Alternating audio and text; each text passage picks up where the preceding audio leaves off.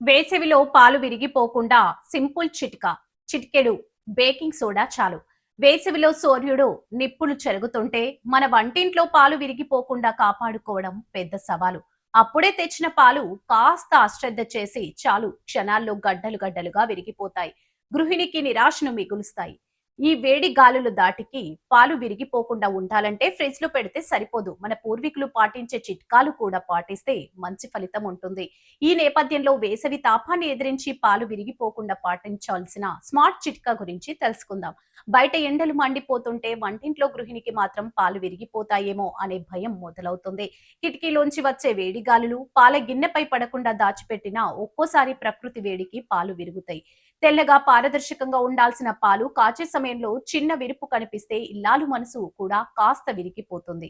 గృహిణి కష్టం వృధా కాకుండా ఉండాలంటే ఎలాంటి జాగ్రత్తలు తీసుకోవాలో జేఈటీఐఆర్ అధ్యయనం పేర్కొంది. అదేవిధంగా మన అమ్మమ్మలు నానమ్మలు చెప్పిన చిటికెడు బేకింగ్ సోడా చిట్కా సంజీవినిలా పనిచేస్తుంది.